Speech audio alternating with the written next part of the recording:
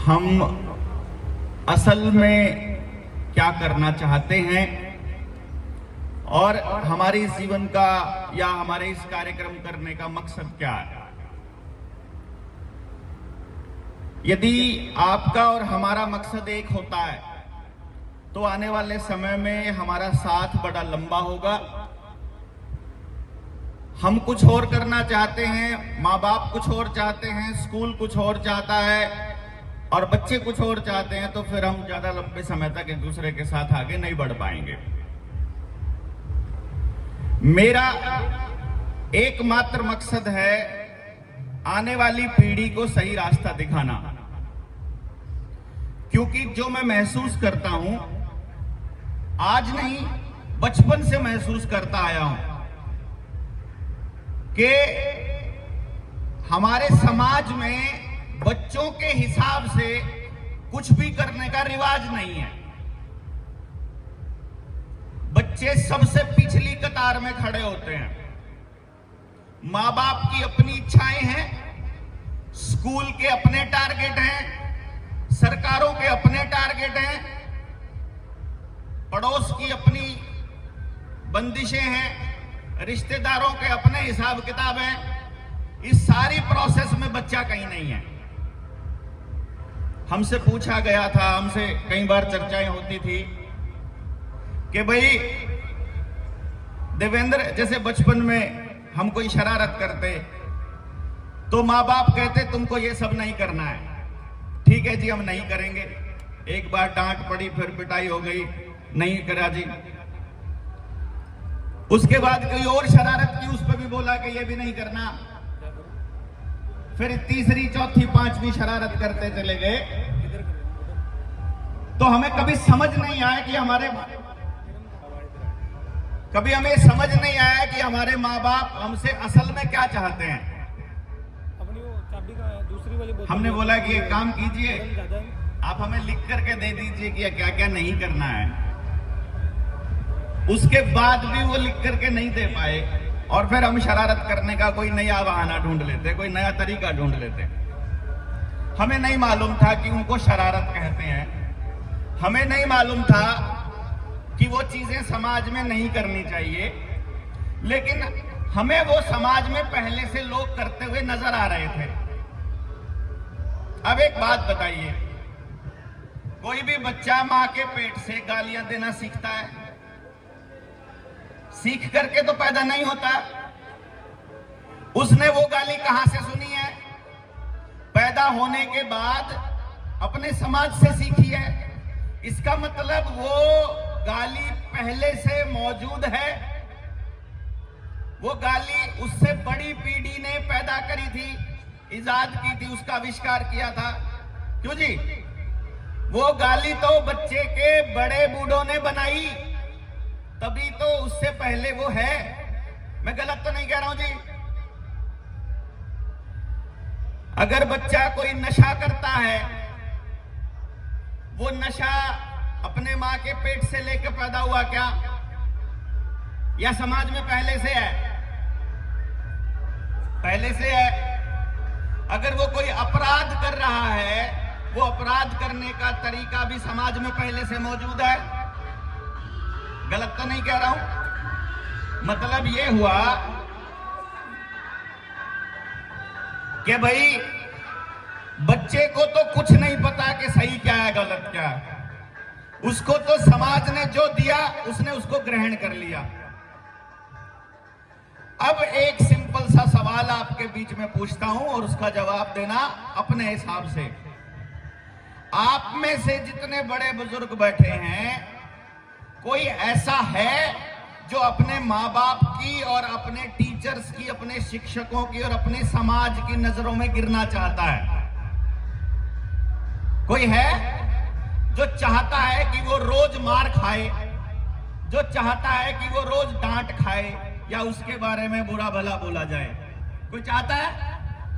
नहीं चाहता। चलिए, कभी ना कभी जरूरत पड़ सकती है। होता है कि नहीं होता? ऐसे हम लोग रखते। क्या करना है सबको पता है। क्यों जी? सबको पता है। अपने बच्चे का क्या करना है बड़ा होकर किसी को नहीं पता। देखो कमाल की बात, बच्चे का क्या करना है वो किसी को नहीं पता, सामान का पता है, कबाड़ी का सामान होगा उसका भी पता है क्या करना है, लेकिन बच्चों के मामले में गड़बड़ है। आपके यहां जरूर पशुपालन विभाग होगा, वो आपको मछली पालना सिखाता होगा, घोड़े पालना सिखाता होगा, भैंस पालना, गाय पालना सिखाता होगा, कुत्ते पालना और सूअर पालना भी सिखाता होगा, पर क्या बच्चे पालने के लिए कोई कुछ सिखाता है?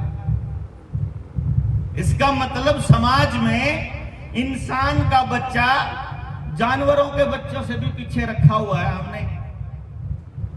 नहीं जी भाई, ना तो उसका इस्तेमाल पता, ना उसके दिमाग में क्या खासियत है ये पता, ना उसके पास परमात्मा ने क्या हुनर दे रखा ये पता, और कमाल ये है कि कोई पता करने के लिए इस पर काम भी नहीं कर रहा। क्यों जी? माँ बाप क्या करता है, हम तो फीस दे सकते हैं, स्कूल में फीस भर दी, अपनी ड्यूटी पूरी हो गई। वो मास्टर जी को बोलेंगे जी हमने फीस दे दी है जी, अब आप संभालो, हमें नहीं पता। अब मास्टर जी क्या कहते हैं कि जी हमारे पास तो 6 घंटे के लिए आता है, बाकी तो 18 घंटे आपके पास रहता है, हम इस 6 घंटे में क्या कर लेंगे, आप ही को करना पड़ेगा। माँ बाप कहते हैं कि टीचर करेगा, टीचर कहता है कि माँ बाप करेंगे।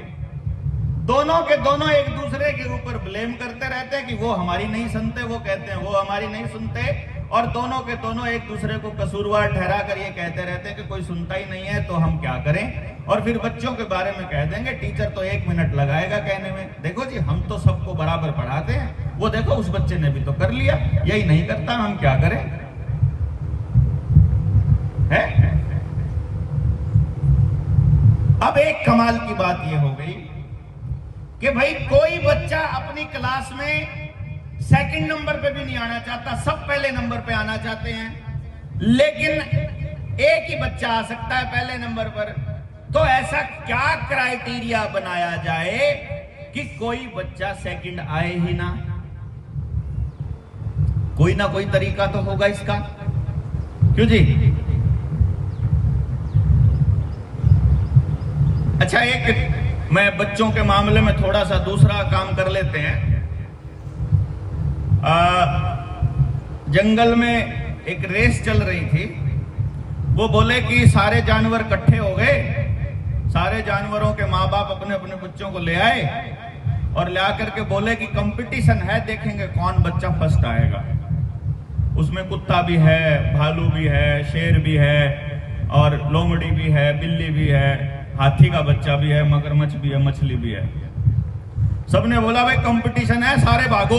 तो सारे जानवर अपने अपने बच्चों को लेके आ गए।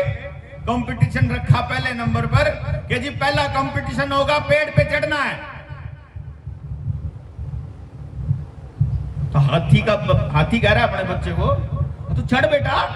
वो बोला इतना बड़ा शरीर लेके कैसे चढ़ू बापू? वो बोला क्या बात करता है तू, इतने गन्ने खा जाता है, इतना सामान माल खा जाता है, तेरे को सुबह से लेकर रात तक खाना होता है, तू एक पेड़ पे नहीं चढ़ सकता? तेरे ऊपर इतना खर्चा वैसे ही करता हूं मैं, सारी दुनिया से ऐसे ही लड़ रहा हूं मैं, तू पेड़ पे नहीं चढ़ सकता? तूने तो नाक कटवा दी मेरी। मछली कह रही है अपने बच्चे को, चढ़ बेटा। बोला मां पानी से निकलूंगा तो मर जाऊंगा, मर जाऊंगी मैं पानी से निकलूंगी। तो बोला मरने का क्या मतलब है, पेड़ पे चढ़ने का कंपटीशन है, तेरे को लड़ना पड़ेगा। मछली तो बेचारी आखिरी नंबर पे आएगी जी, हाथी तो आखिरी पे आएगा, मगरमच्छ तो आखिरी पे आएगा, है कि नहीं? चलो जी कंपटीशन पूरा हो गया, पहले नंबर पर बिल्ली आई कि शेर आया, वो कहानी अलग है, लेकिन एक जानवर तो बेचारा चढ़ ही नहीं पाया। फिर बोले जी चलो दूसरा कंपटीशन है, अब नदी में तैरना है। अब मछली फर्स्ट आ गई जी, मगरमच्छ और मछली फर्स्ट आ गए। अब वहां भी कोई ना कोई जानवर होगा जिससे तैरना नहीं आता, चलना नहीं आता, जिसको पानी में जो मुश्किल आती है या स्लो चलता है। क्यों जी? फिर आ गया जी चलो अगला कंपटीशन आ गया, जमीन पे दौड़ना है। अगला कंपटीशन आ गया जी हवा में उड़ना है।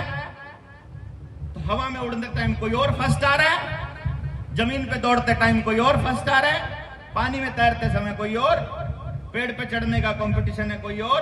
शिकार करने का कंपटीशन है, कोई और। ऐसे करके अगर सारी जिंदगी में जो जो काम आते हैं अगर कंपटीशन करेंगे, हर जानवर कोई ना कोई काम बढ़िया करता है एक दूसरे से।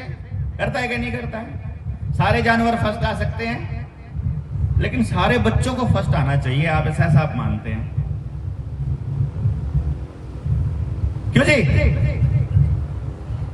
अच्छा ये बताओ, सारे के सारे बच्चे 100 में से 100 नंबर ले लेते हैं और सारे के सारे बच्चे अफसर बन जाते हैं,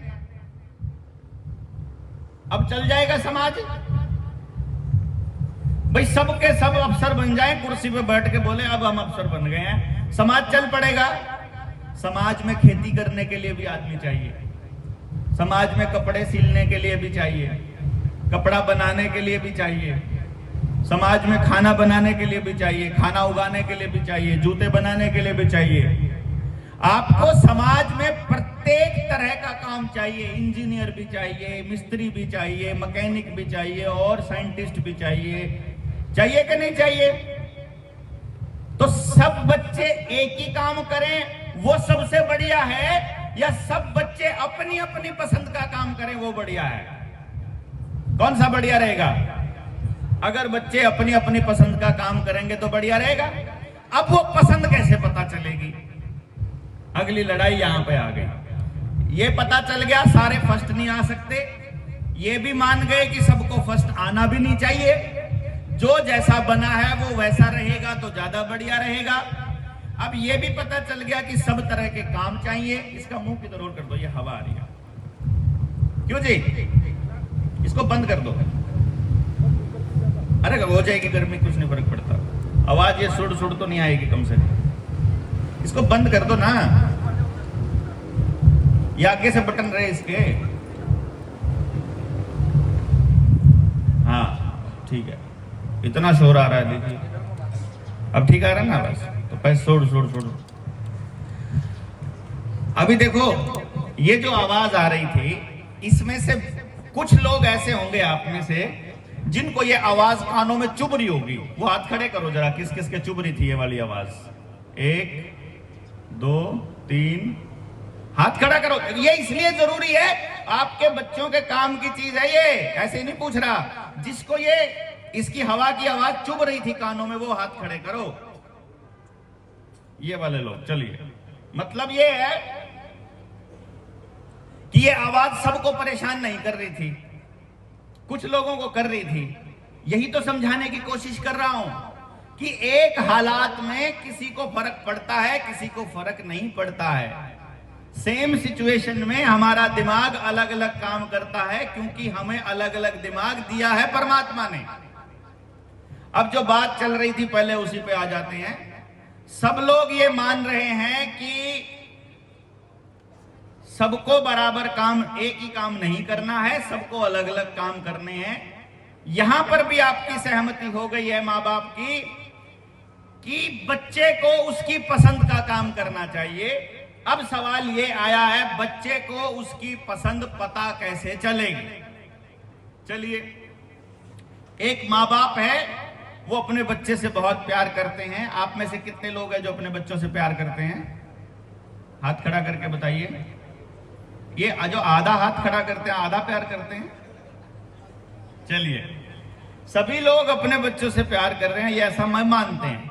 तो एक माँ बाप अपने बच्चे को ले गए कि बेटा तू अपनी पसंद की, जो तुझे पसंद है, अपनी पसंद की मिठाई खा ले। और उसमें 100-150 मिठाई जो है वो दुकान पे लगी हुई है, और उसने कभी कोई मिठाई खाकर नहीं देखी है। बताओ बच्चा अपनी पसंद की मिठाई कैसे खाएगा? हाँ जी, जैसे एक मिठाई चेक कर ली, अगली मिठाई खाएगा तो पिछली वाली का भी टेस्ट आएगा, फिर अगली खाएगा तो पिछली 2 का भी आएगा। उसका या तो ये करना पड़ेगा कि आज एक मिठाई खा के गया, उसमें लिख लिया कि स्वाद में अगर 100 नंबर आते हो तो इसमें कितना स्वाद आया, 100 नंबर लगाऊं कि 10 नंबर लगाऊं कि 40। फिर अगले दिन दूसरी मिठाई खाया, फिर अगले दिन तीसरी मिठाई। या तो ये पता चले, और फिर सारी मिठाइयां खाने के बाद पता चलेगी ये 5-7 ठीक लगी थी मुझे, अब इनमें से देखता हूं कौन से वाली बढ़िया लगेगी। क्यों जी? यही तरीका है पता करने का। बिना खाए भी क्या वो पता लगा सकता है? कि मुझे कौन सी मिठाई बढ़िया पसंद आएगी। एक बताऊं, आपके घर में किस किस के घर में ऐसा बच्चा है जो खाना खाने से पहले यह देखता है कि खाने की शक्ल कैसी है? मम्मी ये कैसी दाल बनाई है, हाथ खड़ा करके बताओ। ये देखो 8-7 लोग ऐसे हैं। इसका मतलब शक्ल देख के भी हिसाब किताब लगा लेता है बच्चा। सारे नहीं लगाते। ये कमाल की बात जो मैं आपको बता रहा हूं, सब नहीं लगाते, वो बच्चे ही लगाते हैं कुछ, कि वो शक्ल देख के ही खाते हैं। कैसे होटल में खाना है वो भी होटल की शक्ल देख के खाएंगे कि ये वाला ऐसे सड़े हुए होटल में हम नहीं खाएंगे। दूसरा कहता है, एक देखता है कि सस्ता कौन सा होगा, एक देखता है कि सूथरा कौन सा होगा। देखने का नजरिया अलग अलग है। तो इस मिठाई की दुकान में एक बंदा ऐसा मिलेगा, एक बच्चा ऐसा मिलेगा जो कहेगा पहले सारी मिठाई चेक करूंगा फिर देखूंगा कौन सी अच्छी लगी। एक दूसरा बच्चा है जो उनमें से सबसे सुंदर मिठाई नजर आएगी उसको उठा के देखेगा, फिर ओहो ये तो अच्छी नहीं लगी, दिखने में सुंदर थी, फिर देखेगा दूसरा। ऐसा होता है। हम शादी करते टाइम भी ऐसा करते हैं। बहुत सारे लोग खानदान देखते हैं लड़की वाले का, दूसरे वाले शक्ल देखते हैं। तो कुछ लोग शक्ल देख के सुथरी ले तो आते हैं, बाद में पता लगता है तो चंडाल निकली, बाद में पता चलता है ना। तो ये अपने अपने टेस्ट की बात होती है कि कौन आदमी किस चीज, कैसी चीज को कैसे पसंद करता है। अब या तो टेस्ट करेगा या शक्ल देखेगा। एक तीसरा तरीका भी है अपनी पसंद की मिठाई खाने का, कि वो बच्चा देखेगा कि सबके सब ज्यादातर रसगुल्ले को पसंद करते हैं, या ज्यादातर लोग जो है काजू कतली को पसंद करते हैं, या ज्यादातर लोग ये वाली मिठाई कलाकंद को पसंद करते हैं। तो वो कहता है कि ये सारे यही खाते हैं, मेरे को भी यही दे दो बस। ऐसा होता है?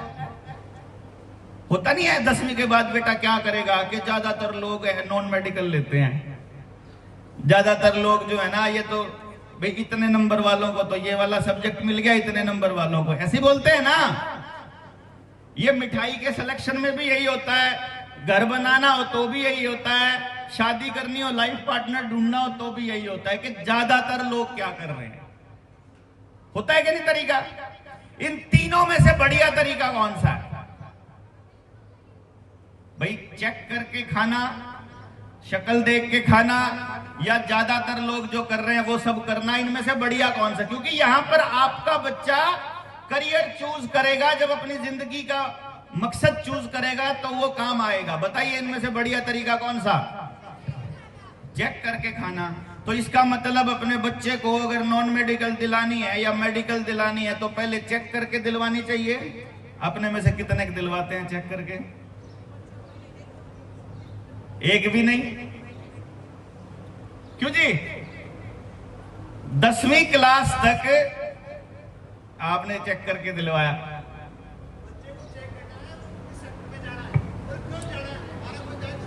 हाँ, देखिए ये कह रहे हैं हमारा कोई दायित्व नहीं बनता, बच्चे को चेक करना है कि उसे कौन से सेक्टर में जाना है। यानी कि बच्चा हमसे ज्यादा समझदार है, वो हमसे अच्छी डिसीजन ले सकता है। लेकिन कमाल की बात यह है कि हमारे स्कूली सिस्टम के अंदर 10वीं क्लास तक ऐसी पढ़ाई पढ़ाई जाती है कि अपने दिमाग का इस्तेमाल अगर बच्चे ने कर लिया तो नंबर कट जाएंगे। जो मैडम ने बोला है वही तो लिखना पड़ेगा कॉपी में, वही याद करना पड़ेगा और वही पेपर में लिखना पड़ेगा। ऐसे ही होता है ना बच्चों। अगर किताब से बाहर लिख दिया तो नंबर कट जाते हैं, अगर अपनी अकल का इस्तेमाल कर लिया तो नंबर कट जाते हैं। तो 16 साल तक एक बच्चा जब ऐसी जिंदगी जिएगा जिसमें वो अपने दिमाग का इस्तेमाल ही नहीं कर सकता, तो अचानक उसके सामने एक सिचुएशन आ जाए कि बताओ बेटा तुमको नॉन मेडिकल लेनी है कि मेडिकल कॉमर्स लेनी है कि आर्ट, कैसे बताएगा वो? उसने तो इन चारों में से कुछ भी कर देखा नहीं है। और फिर करने के बाद की बात सुन लीजिए, मैं इस प्रोफेशन में पिछले 25-26 साल से हूं। जो बातें मैं ये आज आपके सामने कर रहा हूं, ये मैं आज से नहीं कर रहा हूं। 20 साल का 19 साल का तो मेरा बेटा है, उससे पहले से इसके ऊपर मैं रिसर्च कर रहा हूं। और मैंने मेडिकल कॉलेज के अंदर पीजीआई है चंडीगढ़ में, रोहतक में पीजीआई है, इंजीनियरिंग कॉलेज के अंदर फाइनेंस वाले सेक्टर में सीए जो बनते हैं वो कॉमर्स वाले कॉलेज में, आर्ट वाले कॉलेज में, सब में जाकर रिसर्च करी है। और उस रिसर्च के नतीजे पर मैं आपको ये बता रहा हूं, 99% लोग, 99 में जान के बोल रहा हूं क्योंकि 100 में से कोई एक गलती से सही मिलता है, गलती से, क्योंकि उसके घर में वैसा ही माहौल हो जाता है। 100 में से 99 लोग ऐसा काम कर रहे हैं अपनी जिंदगी में जिसको वो करना नहीं चाहते, जिस तरीके की जिंदगी वो जीना नहीं चाहते। अगर आप आर्मी में नौकरी करते हो, अपने बच्चे को कभी आर्मी वाला ये नहीं कहता कि तुझे बड़ा होकर आर्मी में जाना है, वो कहेगा आर्मी में नहीं जाना, कुछ और अच्छा सा करना। इंजीनियर अपने बच्चे को इंजीनियर बनाने के बारे में नहीं सोचता, टीचर अपने बच्चे को टीचर बनाने के बारे में नहीं सोचता, वो ये कहता है ये काम नहीं करना, कुछ अच्छा सा करना है, यानी जो वो कर रहा है वो उसको अच्छा नहीं मान रहा है। खेती करने वाला अपने बच्चे को नहीं कहता कि तुझे बड़ा होकर खेती करनी है, वो कहता है कुछ नहीं रखा है मिट्टी में, तुझे कुछ और अच्छा सा करना है। होता है कि नहीं होता ऐसा? यानी कि जब उसकी बड़ी पीढ़ी पूरी की पूरी अपनी जिंदगी के सबसे महत्वपूर्ण निर्णय गलत ले रही है, तो वो पीढ़ी अपने बच्चों के लिए सही निर्णय ले सकती है क्या? अरे भैया, सही निर्णय लेने के लिए तो कलेजा चाहिए। क्यों? क्योंकि सही निर्णय लेने में चैलेंजेस आते हैं, सही निर्णय लेने में दुनिया आपकी खिलाफत करती है। मैं सरकारी स्कूल में टीचर था, 12 साल पहले मैंने नौकरी छोड़ दी, 13 साल पहले। मेरी पत्नी भी सरकारी स्कूल में पढ़ाती थी, उसने भी छोड़ दी। अब वो निर्णय गलत था कि सही था?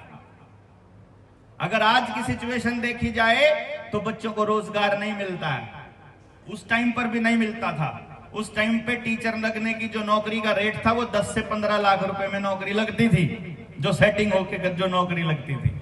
और हमको तो मिली हुई थी फ्री में, तो सबने बोला कि तुझे फ्री में मिली हुई है इसीलिए तेरे को कदर नहीं है। मैंने कहा मुद्दा ये नहीं है कि नौकरी मुझे पैसे में मिली है कि फ्री में मिली है, मुद्दा ये है कि जिस तरह की जिंदगी मुझे जीनी पड़ रही है उस तरह की जिंदगी के लिए मैं पैदा नहीं हुआ हूं, तो मुझे ये छोड़नी पड़ेगी। क्योंकि मेरी रिसर्च थी, मैं इंडिया का पहला आदमी हूं जिसने इस चीज के ऊपर काम किया है कि हम 3 साल की उम्र से ये बता सकते हैं कि इस बच्चे को परमात्मा ने कैसा दिमाग दिया है, ये किस तरह के काम करने के लिए बना है। किसी बच्चे को बोलना बहुत पसंद है, कोई बिल्कुल बोलकर खुश नहीं है। किसी को दौड़ना बहुत पसंद है, सुबह से लेकर रात तक दौड़ता रहता है। कोई बच्चा आधी छुट्टी में जब खेलने का टाइम होता है तब भी अपने बस्ते पर बैठा रहता है। कोई बच्चा आर्ग्यूमेंट बहुत अच्छा करता है, कोई बच्चा चुपचाप बात मान लेता है, कोई बच्चा जो कहते हैं उसका बिल्कुल उल्टा करता है। किस किस के घर में ऐसा बच्चा है जो कहते हैं उसका तो बिल्कुल उल्टा करता है? ऐसे बच्चे भी हैं, है कि नहीं? बिल्कुल कही हुई बात को मानने वाले भी बच्चे हैं और कही हुई बात को बिल्कुल ना मानने वाले बच्चे भी हैं। मोबाइल के ऊपर चिपके रहने वाले बच्चे भी हैं और जो मोबाइल पर बिल्कुल नहीं चिपकते ऐसे बच्चे भी हैं। बहुत ज्यादा खाने वाले भी हैं, बहुत कम खाने वाले भी हैं। सारा दिन दोस्तों से घिरे रहने वाले बच्चे भी हैं और कोई दोस्त नहीं है किसी का, ऐसे बच्चे भी हैं। पूरा दिन किताबों के ऊपर बैठे रहने वाले बच्चे भी हैं और किताब को हाथ लगाना ही नहीं चाहते, ऐसे बच्चे भी हैं। रट्टा मारकर काम करने वाले बच्चे भी हैं, समझ कर करने वाले बच्चे भी हैं। पेड़ पर चढ़कर बड़े खुश होते हैं, ऐसे बच्चे भी हैं। मिट्टी में लथपथ रहना चाहते हैं, ऐसे बच्चे भी हैं। मिट्टी से डर लगता है, ऐसे बच्चे भी हैं, है कि नहीं है? कोई डंगर है, कोई जानवर है, उसको कोई जानवरों के पास आसपास रहना चाहता है, कोई उनके पास भी भटकना नहीं चाहता है। सब तरह के लोग समाज में मिलते हैं कि नहीं मिलते हैं? इसका मतलब परमात्मा ने हर किसी को अलग तरह का दिमाग दिया है और हमारी ड्यूटी ये बनती है कि उस पर्टिकुलर बच्चे को क्या दिमाग दिया है। अब ये बच्चे हैं, इनको अपने जीवन के बारे में कुछ नहीं पता, आने वाले समय में इनके सामने क्या चुनौतियां हैं, आने वाले समय में इनके पास क्या अवसर है, ये क्या करना चाहते हैं, इनको कुछ नहीं पता। इनको आज दिखा दो आर्मी की फिल्म, अगले दिन आर्मी की ड्रेस पहन के सलूट मारना चालू कर देंगे, बोलेंगे मुझे तो आर्मी में जाना है। फिर एयरफोर्स की दिखा दोगे, जहाज उड़ता हुआ देखेंगे, बोलेंगे मुझे तो पायलट बनना है। फिर जिस तरह के हीरो हीरोइन कोई देख लेगा, कहेगा मुझे तो एक्टिंग करनी है, मुझे तो हॉलीवुड बॉलीवुड में जाना है। कोई बढ़िया गाने वाला कोई सिंगर है, उसकी अच्छा सम्मान हो रहा है, वो बोलेगा मुझे तो बड़ा होकर सिंगर ही बनना है। जिसकी इज्जत करते हुए वो देख रहा है, बच्चा देख रहा है कि इस धंधे में लगे हुए आदमी की इज्जत ज्यादा है, वो कहेगा मुझे तो वही करना है। क्योंकि मूल रूप से हर व्यक्ति को एक ही चीज चाहिए, और वो है सम्मान। भाई आप लोग बड़ा घर क्यों बनाते हो? ताकि अपनी सोसाइटी में ये कहो ये अपना घर है भाई, इतने गज में बनाया है, तो आपका इज्जत हो जाए। ऐसा ही तो इसलिए तो करते हैं ना। हम शहर में रहते हैं, मैं चंडीगढ़ में रहता हूं, तो जब नए नए चंडीगढ़ में गए, अब कोई मिल जाता है, भाई तुम कहां से? हम करनाल से। जी तुम कहां से? हम पानीपत से। अच्छा जी हम सारे हरियाणा से हैं, चलो अच्छा हुआ। आप कहां से? हम वहां से। तो बैठ के बात करें, आप कौन से सेक्टर में रहते हो?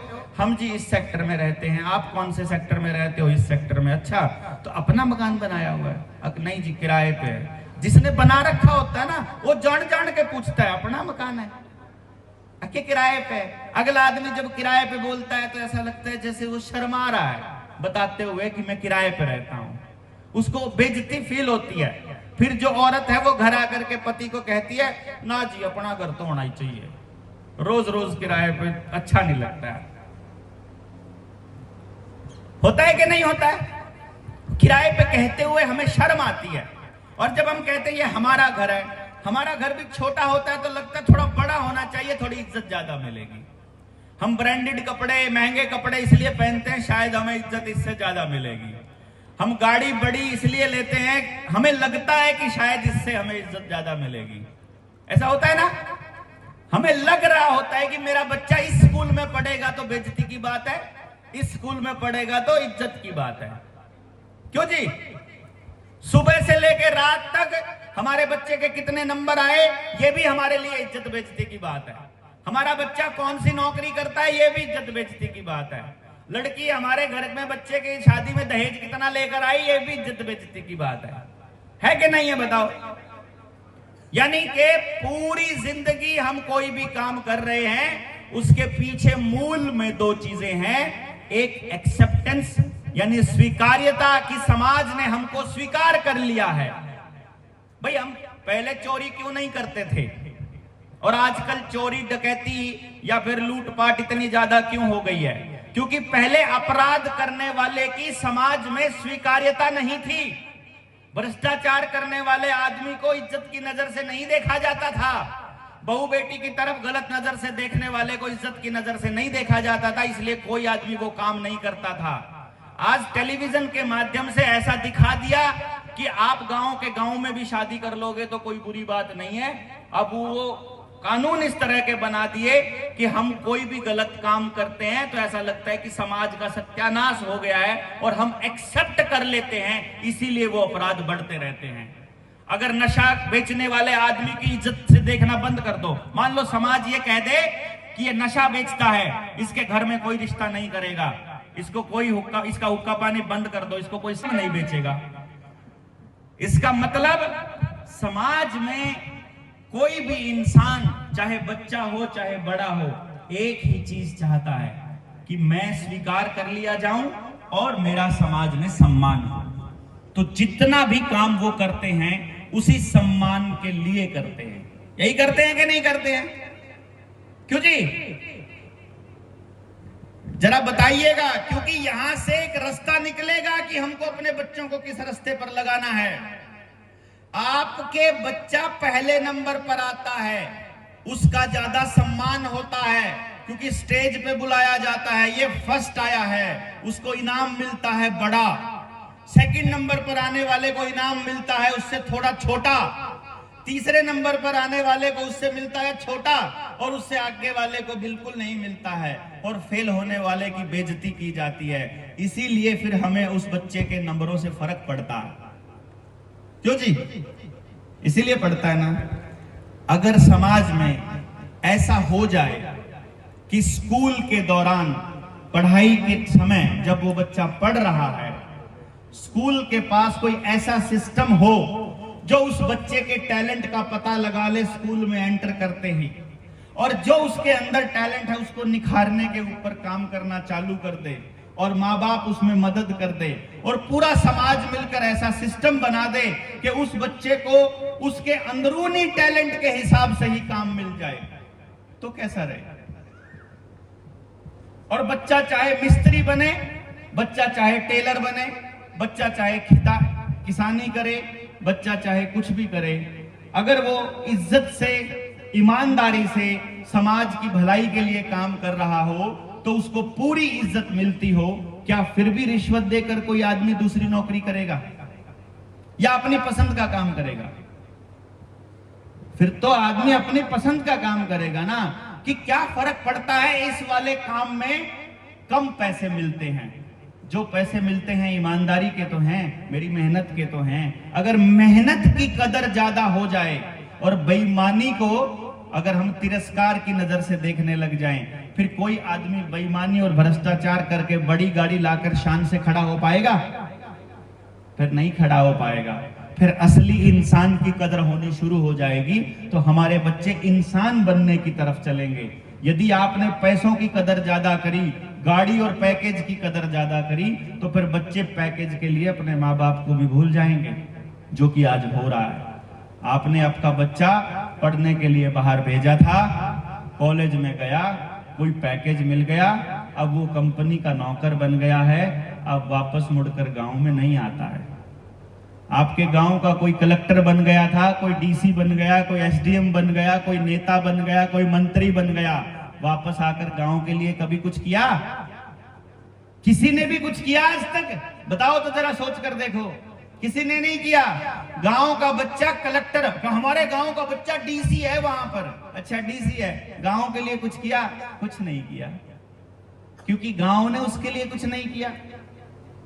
वो बच्चा तो माँ बाप के लिए भी कुछ नहीं करता। वो ज्यादा से ज्यादा क्या कर देता है कि पापा मेरे पास कोठी मिली हुई है, तुम और माँ आ जाओ, यहाँ पर कोठी में रह लो, नौकर चाकर हैं। लेकिन गांव में इतने खुले डुल्ली एरिया में रहने वाले आदमी जब जाकर शहर में उस कोठी में रहते हैं तो उनका दम घुटता है। वो बोलते हैं बेटा हमें तो वापस ही छोड़ा, हमारा यहाँ मन नहीं लगता। होता है कि नहीं होता? फिर वो बेचारा पूरी जिंदगी अपने माँ बाप के लिए कुछ नहीं कर पाता। क्यों? क्योंकि माँ बाप ने उसकी परवरिश के दौरान उसमें कूट कूट कर एक बात भरी थी, मेहनत कर ले, पढ़ लिख के कुछ बन जा। फिर उसने मेहनत करी, पढ़ लिख के कुछ बन गया, अब जिंदगी का मकसद खत्म, अब करने के लिए कुछ बचा ही नहीं।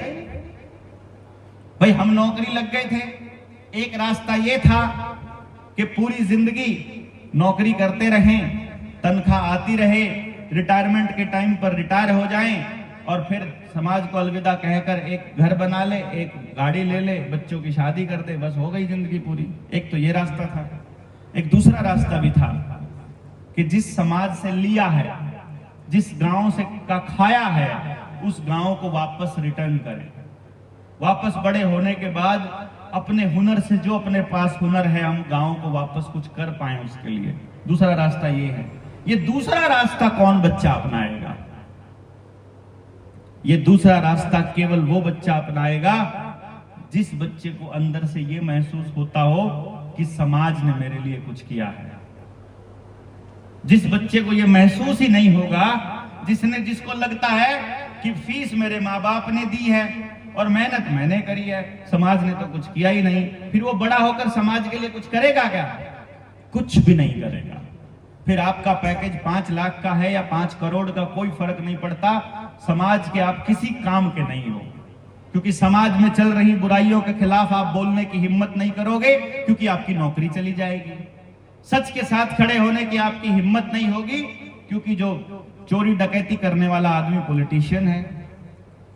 आपके एरिया में है ना 1-2 पॉलिटिशियन जो खनन माफिया के साथ लग के पॉलिटिक्स करते हैं और बड़ी इज्जत मिलती है उनको, है कि नहीं?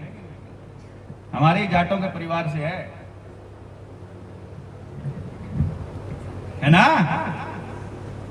अगर उसको इज्जत मिलती रहेगी खनन माफिया का साथ देने की, अपने संसाधनों के लूट करने की, कभी किसी पार्टी के साथ जाकर के गोदी में बैठ जाएगा, कभी किसी के साथ जाके बैठ जाएगा अपनी सत्ता के लिए। जब उसको बराबर इज्जत मिलेगी उसे क्या फर्क पड़ता है कि समाज उसको सिर्फ इसलिए इज्जत दे रहा है कि वो इस जात का है या वो इस धर्म का है। क्यों जी? क्योंकि समाज में विमर्श खत्म हो गया। अब बात करते हैं इन बच्चों की। भाई ये बच्चे बड़ा होकर के क्या करना चाहते हैं? क्या इस बात की समझ इन बच्चों को अभी है? बताइए, नहीं है।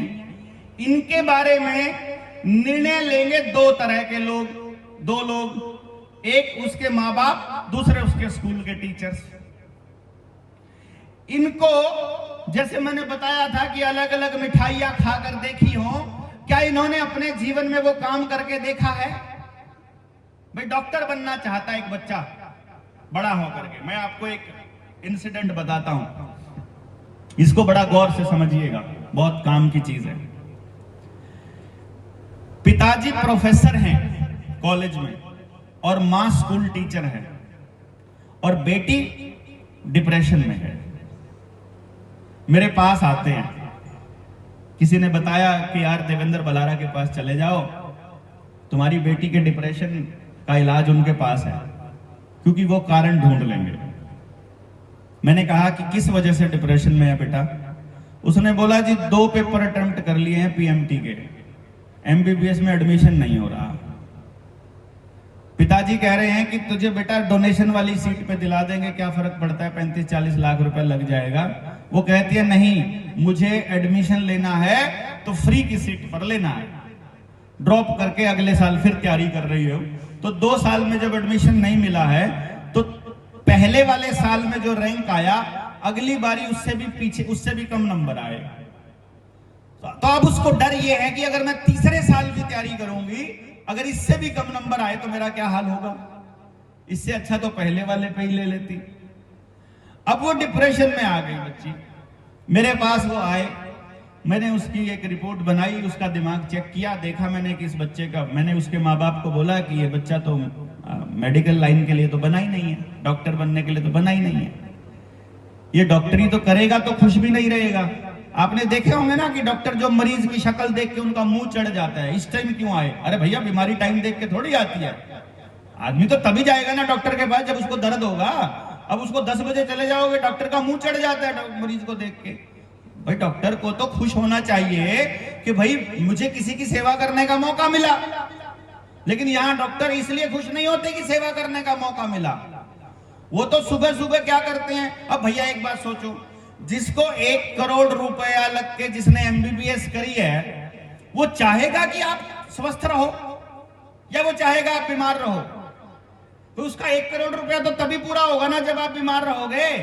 तो वो तो सुबह सुबह जब आरती उतार रहा होगा तो वो कहता होगा कि हे माता, हे शिव जी भगवान, हे वो क्या नाम, पवन पुत्र, वैसे ऐसा करके बोलता होगा, हे भगवान जितने भी आसपास लोग हैं सबकी किडनी खराब हो जाए, सबके हार्ट अटैक हो जाए, सबके घुटने खराब हो जाए, सबका लीवर खराब हो, यही बोलेगा ना वो तो, तभी तो उसका धंधा चलेगा।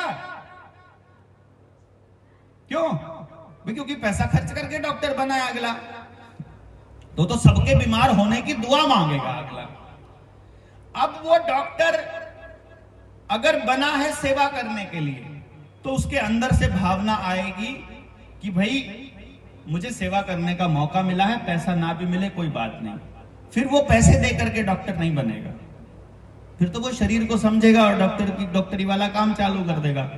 मैंने रिसर्च करी थी, जब पीजीआई के अंदर जो डॉक्टरी कर रहे रेजिडेंट डॉक्टर थे, जो एमडी की तैयारी कर रहे थे, मैं आपको बताऊं 100 में से 99 जो बच्चे थे जो डॉक्टरी की पढ़ाई कर रहे थे, वो तीसरे साल तक आते आते उन्होंने हमको ये कहा, हम ये काम नहीं करना चाहते, लेकिन हमें कुछ और आता ही नहीं, इसलिए अब हमारे पास कोई रास्ता नहीं है। तो जिंदगी भर उनको परेशान होकर वो काम करना पड़ेगा, परेशान रहेंगे और वो काम करेंगे। तो उस बच्ची के लिए भी ये बात आई। मैंने कहा उसके माँ बाप को कि ये डॉक्टर बनने के लिए तो बनी नहीं है। माँ बाप मेरी बात मानने को तैयार नहीं हुए, बोले नहीं जी, ये तो 6ठी क्लास में थी, तब से कह रही है कि मुझे डॉक्टर बनना है। हमने कभी प्रेशराइज नहीं किया, हमने कभी नहीं कहा बेटा तुझे डॉक्टर बनना है। ये खुद कह रही थी कि मुझे डॉक्टर बनना है, बचपन से कह रही कि डॉक्टर बनना है। तो मैंने कहा चलो मैं उससे बात करता हूं बिटिया से। तो माँ बाप को मैंने भेज दिया, बिटिया से बैठ के बात करी, उसके पास्ट में जाते गए जाते गए जाते गए, जा करके कहानी कहां जुड़ी देखिएगा जरा ध्यान से। वो गुड़िया इकलौती है अपने माँ बाप की। एक दिन दोनों माँ बाप गाड़ी में उसको बिठाकर किसी रिश्तेदार को अस्पताल में देखने गए थे। पीजीआई में उसका इलाज चल रहा था, प्राइवेट अस्पताल में इलाज चल रहा था। प्राइवेट अस्पताल में इलाज चलते चलते अस्पताल का एक डॉक्टर जो उनका जानकार था वो बोला देखो जी ठीक होना तो अब है नहीं इसको, ये ऐसे ही रहेगा आईसीयू टाइप में ही, जितने दिन है या तो सेवा कर लो घर ले जाकर या फिर इसको पीजीआई में ले जाओ, कम से कम रोज का इतना किराया तो नहीं लगेगा। तो वो फिर अपने रिश्तेदारों को सलाह दे रहे थे और सलाह देते देते गाड़ी में चलते चलते पिता ने एक बात बोली अपनी पत्नी को, मतलब उसकी माँ को, बच्ची की माँ को, कि घर में ना एक डॉक्टर तो पक्का होना ही चाहिए। जैसे हम लोग ज्यादा परेशान हो जाते हैं ना डॉक्टरों की फीस देते देते या वकील की फीस देते देते हो जाते हैं, तो हम बोलते हैं एक तो वकील होना चाहिए यार घर में, एक तो डॉक्टर होना चाहिए घर में। उसके पिता ने इच्छा जाहिर करी कि एक घर में डॉक्टर होना चाहिए। अब जो बेटी थी वो अपने पिता से बड़ा प्यार करती थी। वो अपने पिता को खुश करने के लिए कि मेरे पिताजी बड़े खुश हो जाएंगे यदि घर में एक डॉक्टर होगा, तो उसने बचपन में ही निर्णय ले लिया कि मैं बड़ा होकर डॉक्टर बनूंगी। उसको नहीं पता था बेचारी को कि मुझे बड़ा होकर क्या करना है। उसने तो बचपन में अपने पिता को खुश करने के लिए डॉक्टरी के लिए चूज कर लिया और अब वो डिप्रेशन में है। फिर मैंने उसके पिताजी को बताया कि देखो ये इशू है, ये गुड़िया आपको खुश करने के लिए ऐसा वो कर रही है। फिर वो चीजें रिजॉल्व हुई तो उस बच्ची वो डिप्रेशन से बाहर भी आ गई। अब तो वो बड़ी खुश है, अब तो मास्टर ऑफ फाइन आर्ट्स में इंग्लैंड गई हुई है आजकल तो स्कॉलरशिप पे, तो अब तो वो बहुत बड़ी आर्टिस्ट बन गई है। लेकिन बात ये थी कि बच्चा उस काम के लिए बना नहीं है और वो कर रहा है। और उससे भी कमाल की बात मैं आपको बताता हूं, जो अपना आज का एजुकेशन सिस्टम है, मेरी 25-26 साल की रिसर्च ये कहती है कि इस एजुकेशन सिस्टम में जिस बच्चे के 95% से ज्यादा नंबर आ जाएंगे वो बच्चा पढ़ाई के लिए बना ही नहीं है। देखो कमाल की बात है, नंबर उसी के आ रहे हैं जो पढ़ने के लिए नहीं बना। क्योंकि हमारे एजुकेशन सिस्टम में नंबर उस बच्चे के नहीं आते जिसको किताबें अच्छे से समझ में आती हैं, नंबर उस बच्चे के ज्यादा आते हैं जिसको सब कुछ याद यूं का यूं हो जाता है, जो कुछ भी हजम करना ना जानता हो, जो खाया है वही उल्टी कर दे, यानी कि जो किताब में है बस यूं का यूं लिख दे, उसी के नंबर आएंगे ना। जिस बच्चे ने समझ के अपनी अकल लगा करके कुछ लिख दिया उसके पूरे नंबर नहीं आएंगे यहां। इसलिए ज्यादा नंबर अगर किसी बच्चे के आ रहे हैं तो समझ लो पढ़ने के लिए बना नहीं। अब पढ़ने के लिए बना नहीं और कुछ आपने करवाया नहीं, क्योंकि नंबर फर्स्ट आ रहा था बच्चा, आप तो कह रहे हो पढ़ बेटा और पढ़ बेटा। इसलिए जो बच्चा आपके एजुकेशन सिस्टम में फर्स्ट आ रहा है, आप देखोगे वो बच्चा समाज से पूरी तरह कटा हुआ है, उसको समाज में जीने का कोई सलीका नहीं आता है, उस बच्चे को कोई फर्क नहीं पड़ता है कि सोसाइटी में क्या हो रहा है, कहीं पर कोई अन्याय हो रहा हो, सच के साथ खड़े होने की बिल्कुल अकल नहीं है, उसको बस फर्स्ट आना है, उसको बस रट्टे मारने हैं। हो रहा है कि नहीं हो रहा है? आपके आसपास चेक करो, समाज में लड़ने वाला बच्चा कौन है? जिसके 70-80% से ऊपर नंबर कभी नहीं आए, वो सच की लड़ाई लड़ रहा है, वो कहीं समाज के लिए खड़ा हो रहा है, वो फिर भी कुछ चीजों को समझ रहा है। ये बड़ी विडंबना है। अब आ जाते हैं करियर चूज करने के ऊपर कि जी बच्चों को समझ नहीं आए कि हमको जीवन में करना क्या है, माँ बाप को किसी ने ट्रेनिंग नहीं दी और स्कूल के टीचर्स को कोई मतलब नहीं है। भाई टीचर्स तो वो देंगे ना स्कूल माँ बाप को जो माँ बाप को चाहिए, माँ बाप को नंबर चाहिए, तो सारे टीचर्स इस जोर लगाते रहेंगे कि नंबर कैसे आएंगे बच्चों के। क्यों जी? क्योंकि कस्टमर जो मांगेगा दुकानदार तो वही देगा ना। सरकारी स्कूल के तो टीचर को कोई फर्क पड़ता नहीं है, क्योंकि उसकी तनख्वाह पूरी आएगी, चाहे आपके बच्चे के थोड़े नंबर आए चाहे ज्यादा आए। और प्राइवेट स्कूल आपको वो देगा जो मां बाप मांगेंगे। इसीलिए हमने ये तय किया था कि हमको मां बाप से बात करनी पड़ेगी। मैं जब 2015 में नरेंद्र मोदी साहब से मिला, प्रधानमंत्री बन चुके थे नरेंद्र मोदी, प्रधानमंत्री कौशल विकास योजना को लॉन्चिंग किया था। मुझे लगा था कि कौशल पता लग जाए बच्चों का तो शायद हम समाज के लिए कुछ कर पाएंगे। तो मैंने अपनी एक अर्जी लगाई और मैं जाकर के मिला और मैंने बताया कि मेरे पास एक टेक्नोलॉजी है जिसकी मदद से हम छोटी उम्र में ही बच्चों का टैलेंट पता लगा सकते हैं कि इस बच्चे के पास बढ़िया गुण क्या काम करने के, कि ये बच्चा अच्छा खिलाड़ी हो सकता है कि अच्छा वकील या अच्छा जज या अच्छा साइंटिस्ट क्या बन सकता है, उसके बारे में पता लग जाएगा। और स्कूल अगर मिल करके सभी बच्चों पे काम कर ले तो हम एक ऐसा एजुकेशन सिस्टम बना सकते हैं जिसमें 100% रोजगार की गारंटी होगी, 100%, और बच्चा वही काम कर रहा होगा जिसके लिए वो बना है। तो जी बात सिरे नहीं चढ़ी। मैं फिर अपने स्मृति ईरानी से मिला, उस वक्त शिक्षा मंत्री वही थी। फिर मैं अपने पार्लियामेंट के मेंबर से मिला, एमएलए से मिला, सरपंच से मिला, जिला परिषद, ब्लॉक समिति, सबसे मिला। स्कूल में प्राइवेट स्कूल के ऑनर से मिला, टीचर से, प्रिंसिपल से, सरकारी स्कूल के प्रिंसिपल से, टीचरों से, सबसे मिला। और मुझे फाइनली एक बात समझ में आई कि ये बदलाव तब तक संभव नहीं है जब तक माँ बाप को ये बात समझ में नहीं आ जाती कि नंबर बच्चे की खुशी का पैमाना नहीं हो सकते। खुशी का एकमात्र तरीका ये है कि बच्चा वो काम कर रहा हो जिसके लिए वो बना है। आपने ऐसा आदमी देखा है अपने जीवन में जो खेत में गया था, मिट्टी पैरों में लगी हुई थी, यहां तक जो है कीचड़ से लगा था गारा मिट्टी, और उसने पैर भी नहीं धोए और ऐसे ही सो गया हो और 2 दिन तक पैर ही ना धोए? देखा ऐसा आदमी कभी? हाथ खड़ा करो जिसने देखा है ऐसा व्यक्ति। देखे है ना, उनको मिट्टी में ही मजा आता है। उस आदमी को यदि आप साफ सुथरा रखोगे तो डिप्रेशन में आ जाएगा वो।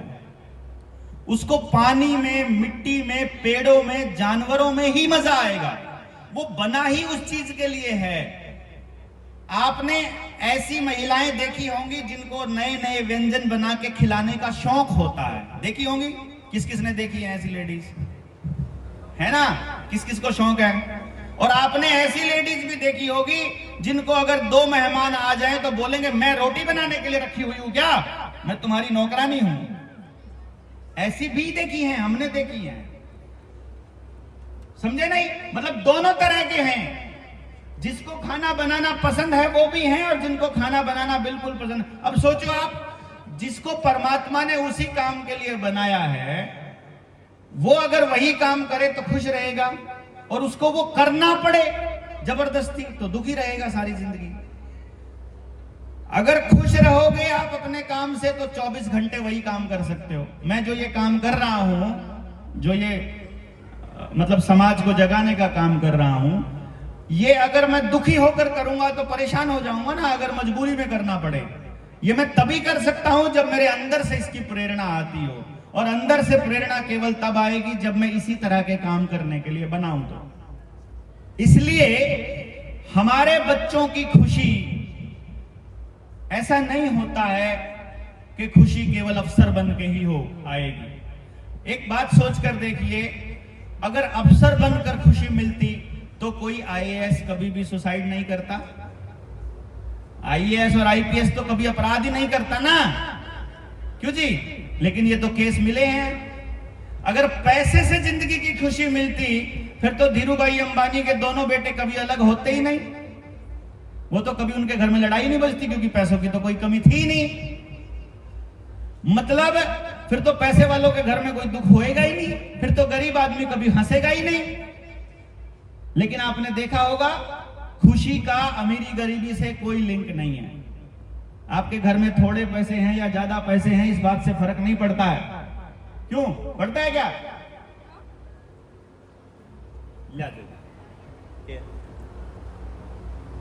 क्यों जी? पड़ता है क्या कोई फर्क अमीरी गरीबी का? सिर्फ एक ही चीज से फर्क पड़ता है, आप पूरा दिन अगर वो काम कर रहे हो जिस काम के लिए बने हो तो ही खुश रह सकते हो, बस। तो अब मुझे आपसे एक सवाल का जवाब चाहिए। बच्चे को वो काम करना चाहिए जिसके लिए वो बना है, या वो काम करना चाहिए जो उसके मां बाप चाहते हैं? क्यों जी? जो उसके मां बाप चाहते हैं वो करना चाहिए, या जिसके लिए वो बना है? जिसके लिए वो बना है। ये बात कैसे पता चले? क्योंकि बच्चे में समझ नहीं है, बच्चे को अकल नहीं है, और मां बाप को सिखाया नहीं गया, और टीचर के पास समय नहीं है, तो पता कैसे चलेगा भाई? बड़ा सवाल है। अगर ये पता चले 30 साल की उम्र में, 40 साल की उम्र में, तब तक समय बीत जाए, फिर इसलिए सही समय पर पता लगना जरूरी है। किस किस को पता लगना जरूरी है? सिर्फ बच्चे को पता चल जाए, या सिर्फ मां को पता चल जाए, या सिर्फ पिता को चल जाए, या सिर्फ स्कूल के टीचर को चल जाए? किस किस को पता लगना चाहिए? सभी को लगना चाहिए। मानते होगे ना? मतलब यदि आपके गांव के प्रत्येक व्यक्ति को यह पता हो कि भैया सब बच्चे एक जैसे नहीं होते हैं, सब बच्चे अलग अलग होते हैं, अलग अलग बच्चों के अंदर अलग अलग प्रतिभा होती है, उनकी प्रतिभा का पता ऐसे लगाया जाता है, उनकी प्रतिभा को ऐसे निखारा जाता है, और उनकी प्रतिभा को निखार करके ऐसे समाज में स्थापित किया जाता है, तो सब बच्चों की खुशी की गारंटी हो जाएगी? हो जाएगी कि नहीं हो जाएगी? किसी के घर में 50 एकड़ जमीन है, 100 बीघा जमीन है, लेकिन उसका बच्चा खेती के लिए पैदा नहीं हुआ, और किसी के घर में जमीन नहीं है, उसका बच्चा खेती के लिए पैदा हुआ है, तो दोनों माँ बाप अगर मिलकर तय कर लें कि तुम्हारे बेटे के लिए वो अरेंजमेंट कर देते हैं जिसके लिए वो बना है, और तुम्हारा बेटा हमारे यहाँ खेती कर ले, और मिलकर कुछ कर लेते हैं, तो हो जाएगी बात, बन जाएगी ना? लेकिन ये बनेगी तभी जब समझ पैदा होगी। क्योंकि सारी की सारे समाज में जो बेरोजगारी की समस्या है, उस समस्या का एक ही कारण है, नासमझी। समझ में नहीं आ रहा किसी को करना क्या है। और हमारा मानना यह है कि सिर्फ बात समझ में आ जाए तो समाधान हो जाए, क्योंकि समझ ही समाधान है और नासमझी ही समस्या है। चाहे पति पत्नी के रिश्ते में देख लो, पति पत्नी दोनों एक दूसरे को समझ लो, बात खत्म हो जाएगी। समझ में ही नहीं आता। हमारे यहाँ क्या होता है रिश्तों में मालूम है? हमारे यहाँ रिश्तों में यह होता है कि जब शादी होती है तो पति कहता है हमारे यहाँ ऐसा करते हैं, पत्नी कहती है लेकिन हमारे यहाँ तो ऐसा करते हैं। वो कहता है तुमको ऐसे करना पड़ेगा, वो बोलती है ऐसे ही क्यों करना पड़ेगा, ऐसे भी तो कर सकते हैं। वो उसको समझाता रहता है, वो उसको समझाती रहती है, दोनों एक दूसरे को समझाते रहते हैं। 10 साल तक समझाने बुझाने के बाद जब पता चलता है कि इनमें से किसी को समझ में नहीं आता, तो दोनों एक दूसरे को यह कहकर छोड़ देते हैं, बात बताना छोड़ देते हैं कि जा तेरे को समझ में नहीं आनी, कितनी बार तो समझा ली। होता है कि नहीं होता है? मजबूरी में एक दूसरे को सहन करना पड़ता है। जबकि अगर शादी होने से पहले आपके पास एक टेक्निक हो, ये वाला तरीका हो जो मेरे पास टेक्नोलॉजी है, कि जब हमें बच्चे का दिमाग समझ में आ गया, पति को पत्नी का दिमाग समझ में आ जाए और पत्नी को पति का दिमाग समझ में आ जाए, ये मालूम पड़ जाए कि इसके अंदर ये खासियत है, ये कमी है, ये परमानेंट कमी है और ये टेम्परेरी कमी है, इस कमी को दूर किया जा सकता है, इसको दूर नहीं किया जा सकता। दोनों को पता चल जाए तो दोनों की जिंदगी आसान हो जाएगी कि नहीं हो जाएगी? इनको बंद कर आओ ना, कह दो थोड़ी देर तक, आगे तक बंद कर लो, बोलो परेशान हो रहे हैं क्यों जी? संभव है तब पंगा है। तो जी बच्चा पैदा हुआ, 3 साल की उम्र में बच्चे के बारे में पता चल गया माँ बाप को, माँ बाप ने बता दिया टीचर को, टीचर को मालूम पड़ गया कि बच्चे के अंदर ये टैलेंट है, इसको ऐसे तैयार करना है। उसके बाद जब वो बड़ा होता है अपनी मर्जी का प्रोफेशन चूज कर ले, और जब पति पत्नी एक दूसरे से रिश्ता कर रहे हो तो दोनों को एक दूसरे का दिमाग समझ में आ जाए, दाम्पत्य जीवन भी आसान हो जाए और जो काम कर रहा है वो काम भी आसान हो जाए। हो जाए कि नहीं हो जाए? क्यों जी, गलत कह रहा हूं कि सही कह रहा हूं? और ये मुश्किल नहीं है, सिर्फ समझ में आना चाहिए। मैंने इस टेक्नोलॉजी को जब बनाया था तो परमात्मा से एक प्रॉमिस किया था कि मैं इसका कभी भी अपने लिए, अपनी लग्जरी के लिए इस्तेमाल नहीं करूंगा, क्योंकि इसमें अपार संभावना है। गरीब से गरीब आदमी को भी यह बात पता लगनी चाहिए कि उसके बच्चे के पास क्या टैलेंट है। क्यों जी, लगनी चाहिए ना? गांव में सबसे पिछड़े आदमी को भी पता लगनी चाहिए। अब दिक्कत यह है कि मैं एक बच्चे के बारे में करीब करीब 7 से 8 घंटे बोल सकता हूं एक बच्चे के बारे में। तो पूरे दिन में मैं कितने बच्चों की काउंसलिंग कर सकता हूं? भाई 7-8 घंटा बोलने के बाद और बोलने की गुंजाइश आदमी की थोड़ी रहती है। ज्यादा से ज्यादा एक व्यक्ति एक दिन में 2 बच्चों को ही संभाल सकता है, उनके पेरेंट्स को बता सकता है। तो अगर 2 बच्चों को बताने लगे तो महीने में 60 बच्चों के लिए ही कुछ कर सकता है। इसलिए मैंने सोचा कि यह संभव नहीं होगा कि हम इसमें मैं खुद करूं। इसके लिए तो हमको बड़ी टीम तैयार करनी पड़ेगी जो समझे। फिर मैंने ट्रायल किया कि कौन कौन समझ सकता है इसको। क्या पढ़े लिखे को समझ में आएगी या अनपढ़ को आएगी? आदमी को समझ आएगी या औरत को आएगी? किसको समझ में आ सकती है? तो मेरी रिसर्च ने यह बताया, पढ़े लिखे और अनपढ़ का कोई फर्क नहीं पड़ता। कॉमन सेंस जिसका बचा हुआ उसको समझ में आ जाएगी, जिसका कॉमन सेंस बचा है। तो हमने इसका एक मॉडल बनाया। पहले मैंने इसका फ्रेंचाइजी मॉडल बनाया। पूरे भारत में लगभग 65 फ्रेंचाइजी थी, 63, 64, 65 हो गई थी। फ्रेंचाइजी मॉडल में मैंने देखा कि जो मेरी फ्रेंचाइजी थी वो पैसों के पीछे भागना शुरू कर दिया। उसने सोचा कि देवेंद्र भाई इतना पैसा लेते हैं तो हम भी इतना ही लेंगे। जैसे मेरी एक बच्चे के बारे में बताने की फीस 1.5 लाख रुपया है। कि किसी को अपने बच्चे के बारे में पता करना है तो उसकी फीस है 1.5 लाख रुपया। अब मैंने देखा कि 1.5 लाख रुपया देने की गुंजाइश गांव के आदमी की तो नहीं है, इतना पैसा वो तो नहीं दे सकता। तो इसका क्या तरीका निकाला जाए? तो हमने इसके 2-3 तरीके निकाले कि यदि आपका बच्चा सरकारी स्कूल में पढ़ता है तो गांव के 8-10 बच्चे, नौजवान बच्चे हमको दे दीजिए, हम उनको सारी विद्या सिखा देंगे और जो टेक्नोलॉजी है वो भी दे देंगे फ्री में, 1 रुपया नहीं लगेगा। यदि आपका बच्चा प्राइवेट स्कूल में पढ़ता है तो प्राइवेट स्कूल तय करे माँ बाप से बात करके कि भाई वो अपने टीचर्स को सिखाना चाहता है या गांव के ही नौजवान बच्चों की मदद लेना चाहता है। वो नौजवान बच्चे आपके बच्चों के लिए पता कर दें और आप उन नौजवान बच्चों की रोजी रोटी का इंतजाम कर दो। गलत तो नहीं है ना? भाई वो आपके बच्चों के लिए कर दे, वो उनके बच्चों के लिए आप कर दो।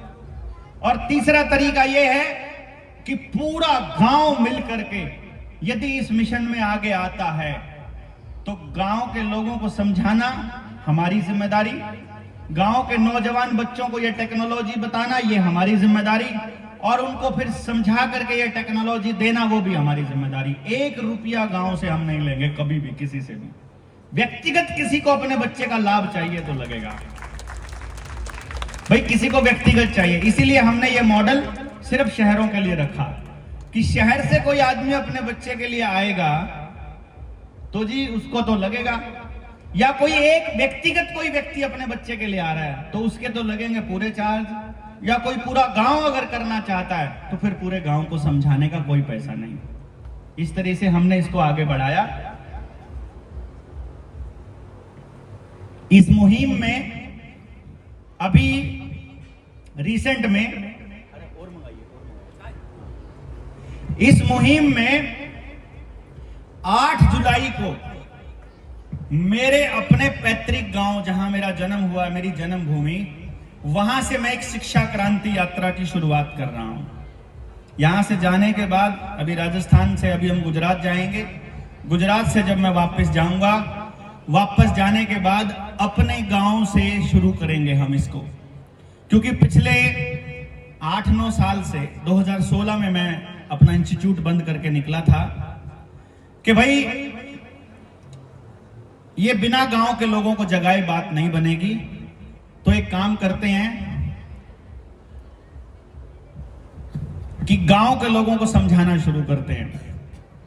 फिर जो समस्या पिछले 8-9 साल में हमने देखी, गांव के आदमी का एक दूसरे के ऊपर भरोसा बिल्कुल खत्म हो चुका है। गांव में पॉलिटिक्स बहुत बुरी तरह से हावी हो चुकी है। गांव का आदमी पूरी तरह से कर्जवान हो चुका है। सबकी जमीन बैंकों में नीलाम पड़ी है।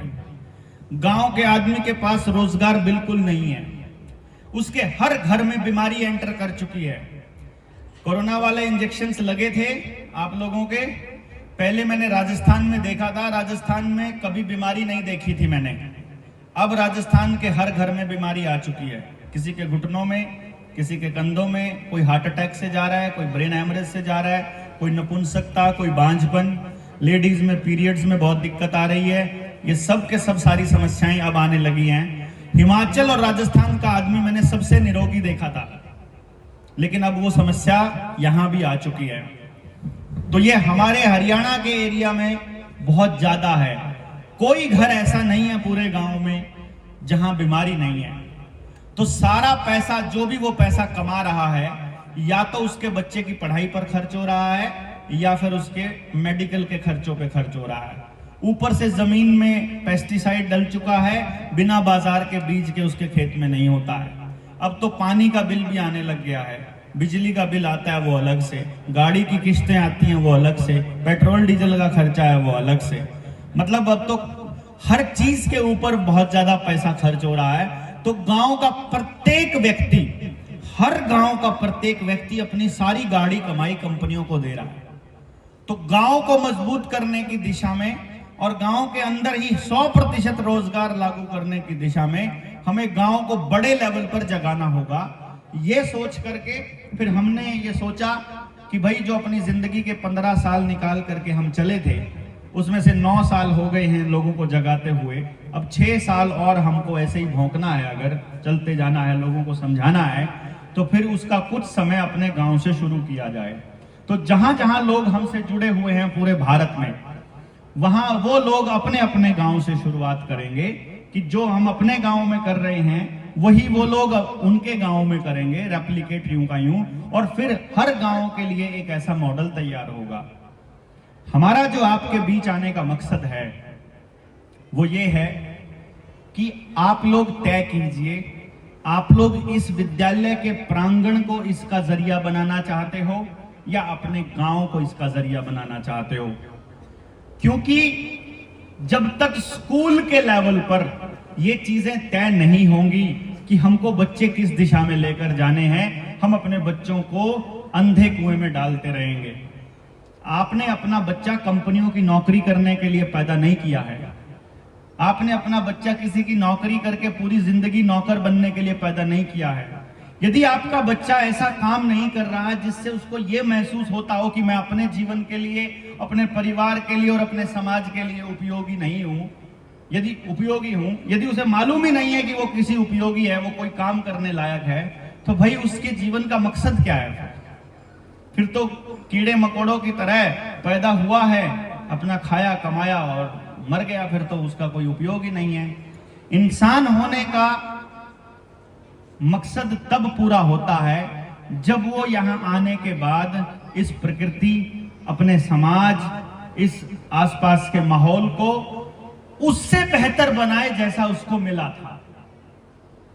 मैं जब गांव में निकला, सही बताऊं, मैं आपको चंडीगढ़ में रहते हुए जब कोई व्यक्ति गांव के लोगों को समझाने निकलता है तो सबसे पहले मेरे सामने सवाल आया, मेरे सामने गांव वालों ने सवाल पूछा, क्या बेचने आए हो भाई? मैंने कहा कुछ बेचने नहीं आया हूं ताऊ, मैं आपको कुछ बात बताने आया हूं, इसको समझ लो। समझने के बाद गांव के लोगों ने कहा हमारी कोई नहीं सुनता है, हम क्या करें? मैंने कहा कोई माँ बाप ऐसा नहीं है जो अपने बच्चों को अपने हाथों से बर्बाद करना चाहता हो, है क्या कोई? लेकिन मैं अब देख रहा हूं हर माँ बाप अपने बच्चे को अपने हाथों से बर्बाद कर रहा है, नंबरों की दौड़ में लगाकर बर्बाद कर रहा है, उसके ऊपर बेतहाशा पैसा खर्च करके बर्बाद कर रहा है। क्योंकि बच्चे के ऊपर जब आप पैसा खर्च करते हो ना, तो आपको ये उम्मीद रहती है इस पैसे का रिटर्न क्या मिलेगा, कितने नंबर मिलेंगे। फिर आप उसको ये कहते हो क्या फर्स्ट क्यों नहीं आया, जो फर्स्ट आया उसके पास ज्यादा बड़ा दिमाग है क्या, तुम कमी बताओ ना क्या है, तुम्हारे लिए इतना पैसा खर्च कर रहे हैं, तुम मेहनत क्यों नहीं करते हो। जबकि कितनी ही मेहनत कर ले, एक ही बच्चे ने फर्स्ट आना है, कितनी ही कर ले, ये बात आपको समझ में आ चुकी है। तो सारे बच्चों को ऐसा लगता है हम कितनी ही मेहनत कर ले, हमारे माँ बाप मतलब उनकी इच्छाओं को पूरा नहीं कर पा रहा हूं, तो उसको जीवन में कभी पूर्णता का एहसास नहीं हो रहा है। हमको भी था हमारे जीवन में कि मैं क्या किसी लायक नहीं हूं, मैं अपने माँ बाप को परेशान नहीं करना चाहता, लेकिन मेरे माँ बाप मेरी से हर बात से परेशान रहते हैं। मेरे नंबर ना आए तो परेशान, मैं कोई शरारत कर दूं तो परेशान, कोई शिकायत आ जाए तो परेशान। परेशान करना नहीं चाहते लेकिन हैं। तो माँ बाप को मालूम नहीं है कि अपने बच्चों के लिए किया क्या जाए। तो जब मालूम नहीं है तो उनको बताएगा कौन, क्योंकि हर आदमी तो धंधा खोल के बैठ जाता है। हम भी एक बिजनेसमैन थे, हमने भी देखा कि नहीं यार ये कोचिंग सेंटर तो कोड है, अपना कोचिंग सेंटर बंद किया पहले, फिर इस धंधे को बंद किया कि सिर्फ अपनी रोजी रोटी, अपना घर का खर्चा चलाने के लिए इस्तेमाल करेंगे, बाकी का पूरा जीवन और पूरी टेक्नोलॉजी किसी ना किसी ऐसे ही जो लोग आएंगे अपने समाज के लिए इसको इस्तेमाल करेंगे। तो जब हमने देखा कि गांव के अंदर वो जो बुजुर्ग ये कहते थे कि हमारी कोई सुनता नहीं है, मैंने जब उनके बच्चों से जाकर बात करी, मैंने कहा कहां है तुम्हारे बच्चे बताओ जो सुनते नहीं है, वो बच्चों के माँ बाप कहां हैं। जब मैंने माँ बाप से जाकर के बात करी तो मुझे कोई माँ बाप ऐसा नहीं मिला जो ये कहता हो कि नहीं ऐसा नहीं होना चाहिए। हर माँ बाप की इच्छा थी कि मेरे बच्चे खुश रहें, हर माँ बाप की इच्छा थी कि बच्चे को वो वाला काम मिले जिसके में मेरा बच्चा खुश रहे। पैसे भले ही थोड़े मिल जाएं, उसका गुजारा हो जाए, उसका जीवन कट जाए, लेकिन वो खुश रहना चाहिए। यही तो चाहते हो ना आप लोग भी, या आप लोग ये चाहते हो कि ज्यादा पैसे हो और दुखी रहे? ज्यादा पैसे हो और दुखी रहे ये बढ़िया है, या थोड़ा पैसा हो खुश रहे वो बढ़िया है? मेरा ये मानना है कि मोटरसाइकिल पर हेल्दी रहे बच्चा वो ठीक है। कार में बड़ी कार 2 करोड़ की कार में बैठ के सारा दिन कमर दुखती हो तो कार मजा नहीं दे सकती। खुश रहना और स्वस्थ रहना जरूरी है। तो जब मैं गांव में जाकर मैंने बात की तो मुझे मिला एक बात का जवाब कि माँ बाप चाहता है कि उसका बच्चा सही रहे, सिर्फ उस माँ बाप को पता नहीं है। इसलिए हमने अपने 15 साल अपनी जिंदगी के निकाल कर साइड में रख दिए कि 15 साल तक सिर्फ समझाएंगे, लोगों को बताएंगे, जब तक उनको समझ में नहीं आएगी बोलते रहेंगे। नहीं आए समझ में कोई फर्क नहीं पड़ता, क्योंकि मुझे एक बात समझ में आ गई थी। किसी बुजुर्ग ने एक दिन बात बोली, मैं गांव में गया हुआ था, हमारे गांव के ही एक स्कूल के अंदर एक बरगद का पेड़ था, बहुत भारी पेड़ था, मतलब 4-5 लोगों की बाजू एक दूसरे से मिला दो तो भी इतना बड़ा घेरा नहीं बनता था। मैं उस बुजुर्ग से पूछा, मैंने कहा दादाजी ये पेड़ कितना पुराना होगा? उसने बोला कि भाई मैं तो जब से पैदा हुआ हूं देख ही रहा हूं इसको, और मेरे दादाजी भी बोलते थे कि उन्होंने भी देखा इसको, इतना ही चौड़ा देखा। आपके यहाँ भी होगा कोई ना कोई पेड़ ऐसा जो पिछले कई 100 साल पुराना होगा। तो मैंने कहा ये पेड़ इतना ही बड़ा है क्या शुरू से लेकर के? उन्होंने कहा मतलब? मैंने कहा कभी तो ये छोटा भी होगा।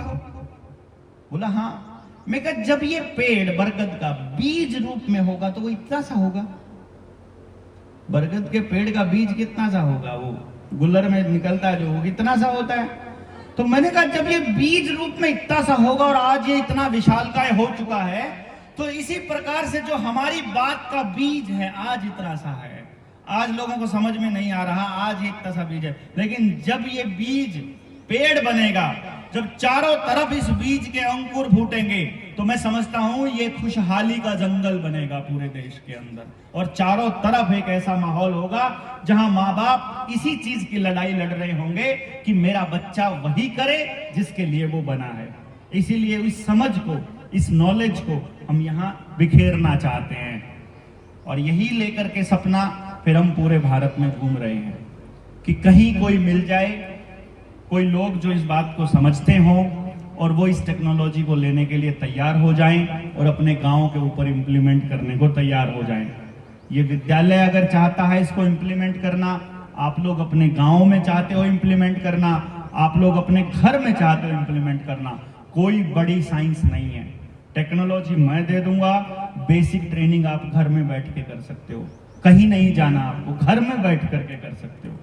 उसके लिए कुछ नहीं करना है, आपने मुझे सिर्फ व्हाट्सएप करना है कि हमको एजुकेशन की ट्रेनिंग चाहिए, मैं आपको वो ट्रेनिंग भेज दूंगा। नंबर मैं बोल देता हूं, आप नोट कर लीजिए, आपको सिर्फ वो नंबर पे व्हाट्सएप करना है। अपना यहाँ का इंट्रोडक्शन कि आज आप इस गांव में थे, भैंसलाना के स्कूल में, एपीएस स्कूल में हम बैठे थे और हमको ये ट्रेनिंग चाहिए, आप चालू कीजिए। स्कूल के टीचर्स हैं, अगर आपने वो ट्रेनिंग कर लेते हो तो मैं आपको इस बात की गारंटी देता हूं, क्लास में आपके जितने बच्चे हैं आपको सब समझ में आ जाएंगे, सारे के सारे, सबके बारे में पता चल जाएगा। आप अगर करते हो, आपको अपना पति, अपनी पत्नी, अपना भाई, अपने रिश्तेदार सब समझ में आ जाएंगे कि ऐसे क्यों करता है, क्योंकि उस ट्रेनिंग के अंदर मैंने अपने जीवन के 10-12 साल की जो शुरुआत की रिसर्च थी, उसमें हजारों बच्चों और हजारों परिवारों का निचोड़ निष्कर्ष निकाल के डाला हुआ है। इतना परफेक्शन के साथ डला, परमात्मा ने ऐसी कृपा करी कि एक व्यक्ति समाज का उसमें छूटा नहीं। मैं नंबर नोट कर देता हूं, 0 लगा करके सेव कीजिएगा, 9518170000, 9518170000। हम किसी से गांव के अंदर पैसा नहीं मांगते हैं, लेकिन हम ये कहते हैं कि यदि आप हमारे को सहायता करना चाहते हो, भले ही 1 रुपया सहायता करो, ताकि आपको पता, हमें पता रहे कि ये आदमी हमारे साथ है। 1 रुपया भी आप हमारे को देते हो तो हमको 1 लाख के बराबर रहता है। आप इसके अंदर हमारे जो सोशल कोज को डोनेट करने के लिए, कि ये जो हम लोगों ने अब यहाँ तक आए हैं, तो कम से कम इतनी बड़ी गाड़ी है, 25-30 हजार रुपए का तो पेट्रोल लग जाता है। अभी गुजरात से जा करके आएंगे तो वो कहाँ से आएगा? समाज का पैसा समाज के लिए इस्तेमाल हो तो बढ़िया रहता है। इसी नंबर पर आप लोग हमारे को सहायता भी भेज सकते हो, नहीं भी भेजेंगे कोई दिक्कत नहीं है। पैसों में नहीं है ये ट्रेनिंग, क्योंकि ये ट्रेनिंग की कीमत जब मैं फ्रेंचाइजी मॉडल में करता था तो 10.5 लाख रुपया लेता था। अब ये ट्रेनिंग पूरे गांव के लिए फ्री है। कोई व्यक्ति इसको सीखना चाहता है, बिल्कुल फ्री है, कोई 10.5 लाख नहीं देना है, एकदम फ्री। इस नंबर पे दोबारा बोल रहा हूं, 9518170000। देवेंद्र बल्हारा मेरा नाम है, तो सबको पता ही होगा, इधर लिखा हुआ है। आप इस नंबर पर बता देंगे कि हम यहाँ एपीएस में मिले थे। अब इस पे कॉल भी कर दो, आप डायल भी करोगे तो वो मिस्ड कॉल में चली जाएगी, अपने आप कॉलिंग स्टार्ट हो जाएगी, आपके पास व्हाट्सएप भी आ जाएगा, आप उसके ऊपर हमसे जुड़ भी सकते हैं। तो आप सब लोग जो हैं इस मुहिम के साथ आगे बढ़ सकते हैं। जितने ये बच्चे हैं, इन सभी बच्चों के टैलेंट का पता स्कूल के दौरान लग सकता है।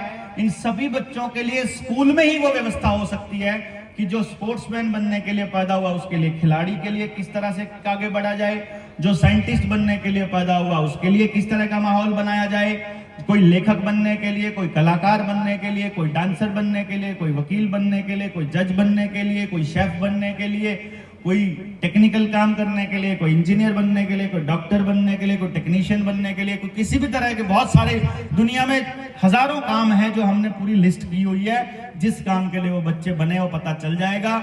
समाज में हर तरह का बच्चा चाहिए, हर तरह का काम करने वाला चाहिए, बस एक चीज चाहिए कि बच्चा उस काम को करते हुए खुश रहता हो, ये बहुत जरूरी है। तो आप सारे लोग इस मुहिम में साथ भी आएंगे, हमारी जिस तरह की जरूरत पड़ेगी हम लोग साथ रहेंगे। और इस पूरे के पूरे न्यू वर्ल्ड ऑर्डर को तोड़ने का रास्ता यही है कि गांव एक दूसरे को मजबूत करना शुरू कर दे और अपने बच्चों की इस बचाने की इस मुहिम में आपका साथ आए।